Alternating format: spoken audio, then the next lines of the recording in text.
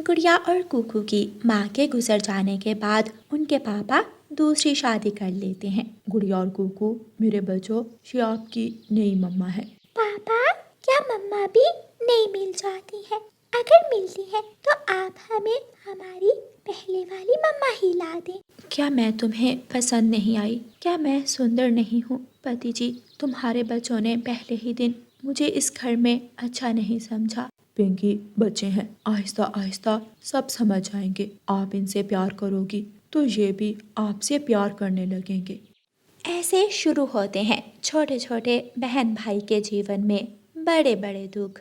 पापा चिड़िया दूसरे जंगल में कोई काम करते थे। पिंकी, मैं जा रहा हूँ। मैं 5 दिन बाद लौट कर आऊँगा। मेरे बच्चों का ख्याल रखना। गुड़िया और कुकू रोने लग जाते हैं। पापा, हमें छोड़कर मत जाए। मेरे बच्चों, पापा काम नहीं करेंगे तो मेरे बच्चे मीठा फल कहाँ से खाएंगे? नहीं खाना, हमें मीठा फल नहीं खाना, बस आप हमारे पास रहें। पिंकी, बच्चों का ख्याल रखना। ऐसे कहते हुए पापा चिड़िया अपने बच्चों को अपनी दूसरी पत्नी के पास छोड़कर चले जाते हैं। बस बस, अब बस कर जाओ, बहुत हो गया नाटक। मुझे बच्चों का रोना बहुत बुरा लगता है। गुड़िया डर जाती है और चुप कर जाती है, लेकिन कुकू रोए जा रहा था। मुझे पापा पास जाना है, मुझे मेरी मम्मा पास जाना है। पिंकी एक जोर का थप्पड़ कुकू के चेहरे पर लगाती है। तू चुप करता है या लगाऊं एक और? चुप कर जाओ भाई, चुप कर जाओ। और तू खड़ी यहाँ क्या कर रही है? चल, मेरे लिए चाय बना कर ला। लेकिन मुझे तो चाय बनाना आती ही नहीं। बनाओगी तो सब सीख जाओगी। अब तेरी माँ नहीं है यहाँ जो तुझे बैठी बैठी खाने ला ला कर देगी।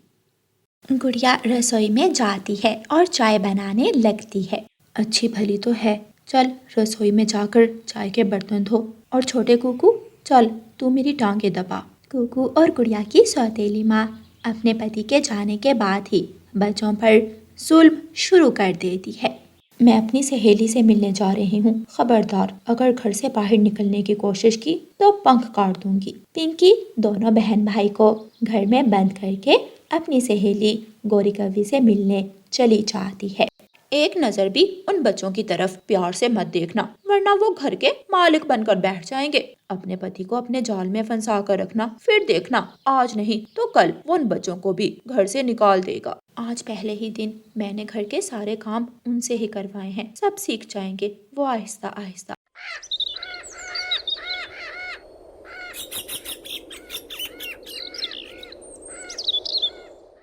शाम को पिंकी घर जाती है।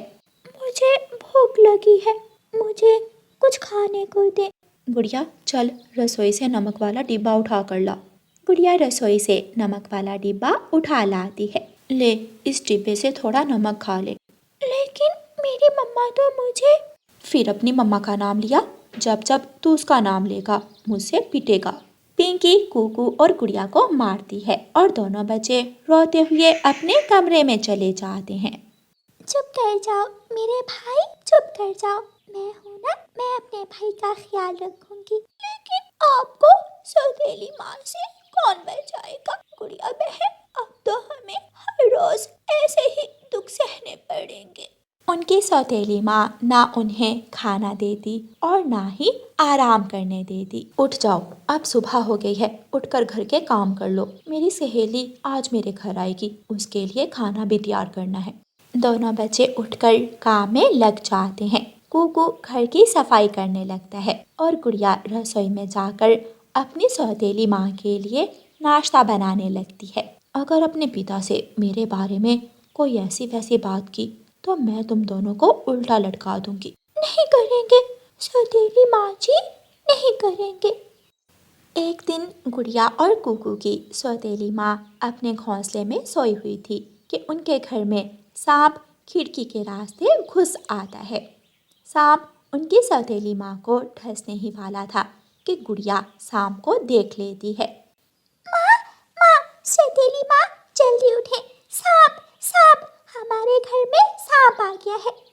उनकी सौतेली माँ जल्दी से उठकर दूसरी तरफ हो जाती है और सांप को भगा देती है।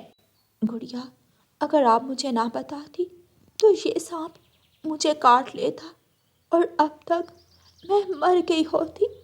सौतेली माँ, मेरी बहन ने आपको सांप से बचाया है। अब आप मुझे मारना मत, मेरे बहुत दर्द होती है।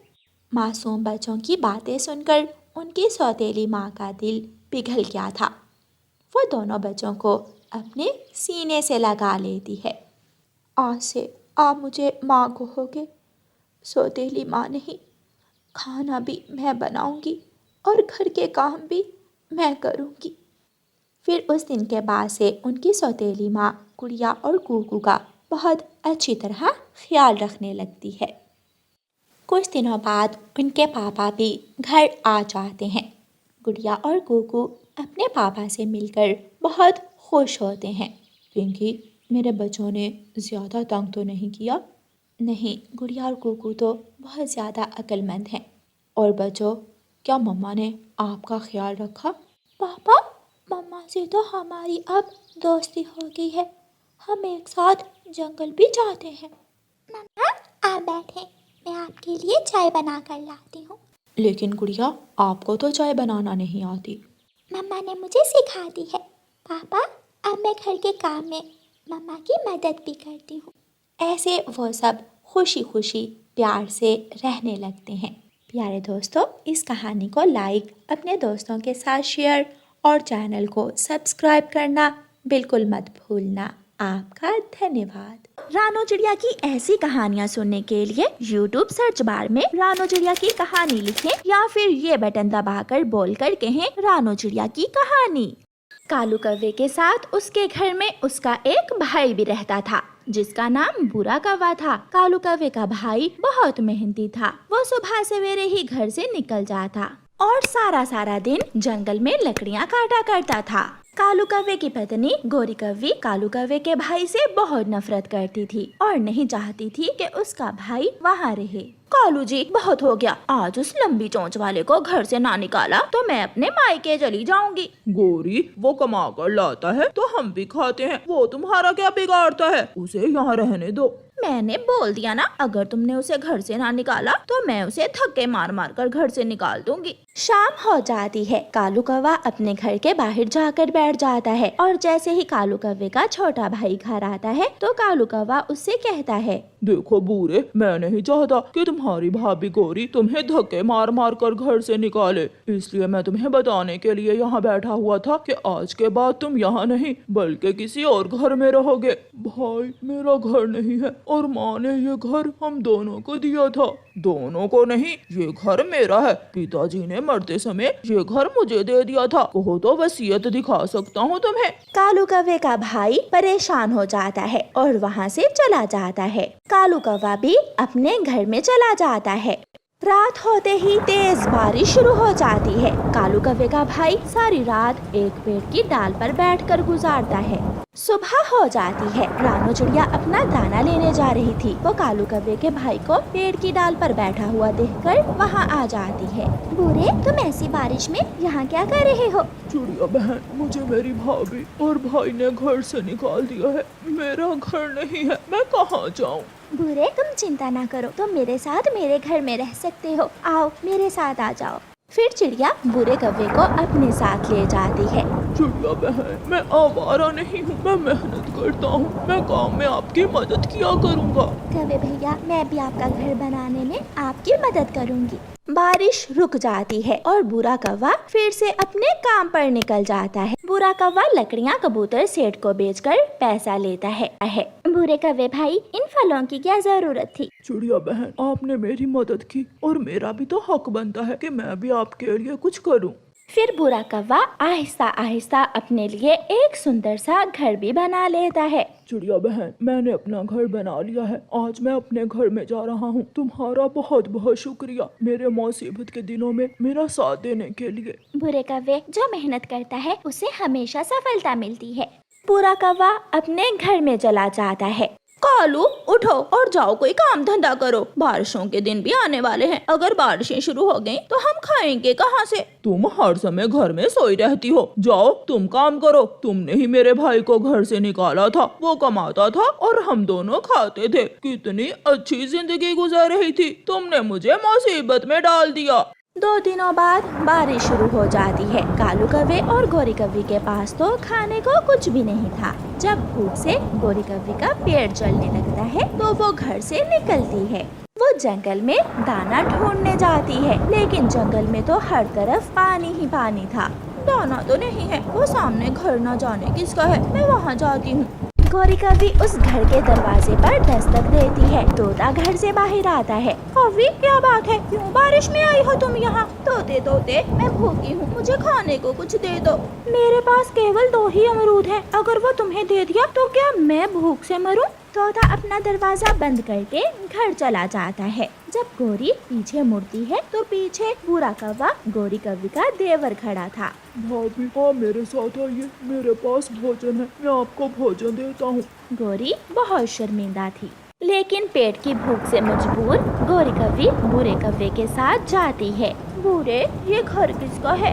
भाभी, ये घर मेरा है, ये भोजन आप अपने लिए और मेरे कालू भाई के लिए ले जाएं, और जब तक बारिश चल रही है आप मुझे भोजन ले जाया करना। बुरे, चलो मेरे साथ, आज से तुम मेरे घर में ही रहोगे। धन्यवाद गोरी भाभी, अगर आप मुझे घर से ना निकालती तो मैं कभी भी अपना घर ना बना पाता। मैं यहाँ खुश हूँ। फिर गोरी कव्वी बुरे से भोजन लेकर चली जाती है और वो अपने किए पर बहुत शर्मिंदा थी। चिड़िया के दोनों बच्चों ने अपना भोजन ढूंढना सीख लिया था, इसलिए आज दोनों बहन भाई गुड़िया और कुकू अपनी मम्मा के बिना अकेले ही अपना भोजन लेने जा रहे थे। गुड़िया बहन, चले भी, हमें देर हो रही है। अपने भाई की बात सुनकर गुड़िया हंसने लग जाती है।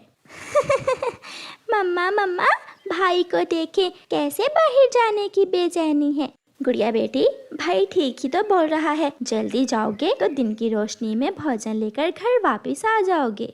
फिर दोनों बहन भाई अपने घर से निकलते हैं। जंगल की दूसरी तरफ झरने के पास कुकू को एक झाड़ी में कुछ काले रंग के बीज दिखाई देते हैं।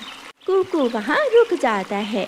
मुझे भोजन मिल गया। गुड़िया बहन, ये बीज बहुत सुंदर दिख रहे हैं, ये जरूर स्वादिष्ट होंगे। कुकू भाई, मैंने मम्मा को कभी भी ऐसे काले रंग के बीज खाते हुए नहीं देखा। आप भी ये बीज ना खाएं, हम थोड़ा और आगे जाएंगे और हमें दाना मिल जाएगा। तुम जाओ, मैं तो खाऊंगा, मैं तो यही बीज खाऊंगा। कुकू अपनी बड़ी बहन की बात नहीं मानता और वो काले बीज पेट भर कर खा लेता है। गुड़िया को भी पास वाले पेड़ के नीचे दाना मिल जाता है। गुड़िया भी दाना खा लेती है। फिर इस तरह दोनों बहन भाई अपने घर वापस लौटते हैं। कुकू और गुड़िया की मम्मा घर में नहीं थी, वो नदी पर गई हुई थी। घर आते ही कुकू के गले में दर्द शुरू हो जाता है। कुकू भाई, क्या बात है, मुझे तुम ठीक नहीं लग रहे हो। गुड़िया बहन, मम्मा को न बताना, मैंने वो काले बीज खाए थे। अब क्या हुआ? वो बीज अब तुम्हें क्यों याद आ रहे हैं? गुड़िया, मेरे गले में बहुत दर्द है। शायद मेरा गला अंदर से जख्मी हो गया है। मैंने कहा था, मैंने आपको मना किया था, मगर आप हो कि किसी की बात नहीं मानते हो। उनकी मम्मा भी आ जाती है। गुड़िया भी चुप कर जाती है और कुकू भी। बच्चों, दाना खा लिया? हाँ मम्मा, खा लिया। अच्छा, अब रात हो गई है, आप दोनों सो जाओ। दोनों बच्चे सो जाते हैं। आधी रात होती है जब कुकू उठकर बैठ जाता है। उसकी मम्मा सोई हुई थी। कुकू रोने लग जाता है। मम्मा, मेरे गले में बहुत दर्द हो रहा है। मम्मा उठे, मुझे दवा दे दे। गुड़िया भी उठ जाती है और उनकी मम्मा भी। कुकू बेटा, ऐसा क्या खा लिया था आपने? दाना खाने से तो गला खराब नहीं होता। नहीं मम्मा, गुड़िया बहन से पूछ ले, मैंने तो दाना ही खाया था। कुकू भाई, बहुत हो गया, अब मैं और झूठ नहीं बोल सकती। मम्मा, कुकू भाई ने काले रंग के बीज खाए थे, मैंने इसे मना किया था, मगर इसने मेरी बात ही नहीं मानी। कुकू बेटा, वो बीज तो बहुत खट्टे होते हैं और इतनी खट्टी चीज खाने से जरूर आपके गले में इन्फेक्शन हो गया होगा। घर में कोई दवा भी नहीं है। मगर कुकू तो रोए जा रहा था। ठीक है मम्मा, मैं सो जाता हूँ, आप भी सो जाएं। अब मैं कैसे सो सकती हूँ बेटा, आपके गले में दर्द है और मैं सो जाऊँ? अच्छा मैं कुछ करती हूँ। फिर मम्मा चिड़िया रात के समय ही अपने घर से निकलती है। अंधेरी रात थी। मम्मा चिड़िया जानती थी कि कुछ दिन पहले पड़ोसी कौवे के बेटे ने भी वो काले बीज खा लिए थे, इसलिए मम्मा चिड़िया उनके घर जाती है। कालू देखो, दरवाजे पर कब से दस्तक हो रही है। ये कौन आ गया इस समय, मैं देखता हूँ। चिड़िया, तुम इतनी रात गए, क्या हुआ है? कालू भैया, मेरे कुकू का गला बहुत खराब है, गले में दर्द हो रहा है, क्या आपके पास कोई दवा है? अंदर से गोरी आ जाती है। चिड़िया, कल मैं बुलबुल से अपने जग्गू के लिए दवा लाई थी, ये दवा तुम ले जाओ और इसे थोड़े गर्म पानी में मिलाकर कुकू को दो, वो ठीक हो जाएगा। धन्यवाद बोलकर मम्मा चिड़िया अपने घर वापस उड़ती है। अंधेरे के कारण मम्मा चिड़िया एक कांटेदार पेड़ से टकराती है और गिर जाती है। उसके पंख में कांटे चुभ जाते हैं, मगर मम्मा चिड़िया फिर से उड़ती है और घर पहुंच जाती है। मम्मा चिड़िया अपने बेटे को दवा पिलाती है। मम्मा मम्मा, आपके पंख से तो खून बह रहा है। हाँ गुड़िया बेटी, मैं एक कांटेदार पेड़ से टकरा गई थी। कुकू भाई देख लो, ये सब आपकी वजह से हुआ है। कुकू बहुत डरा हुआ था। मम्मा मुझे माफ कर दे, मैं फिर से हमेशा बड़ी बहन का और आपका कहना मानूंगा, क्योंकि बड़ों का कहना मानने में ही हमारी बेहतरी है। सॉरी मम्मा। फिर मम्मा चिड़िया अपने बेटे को गले से लगा लेती है और सब मीठी नींद सो जाते हैं।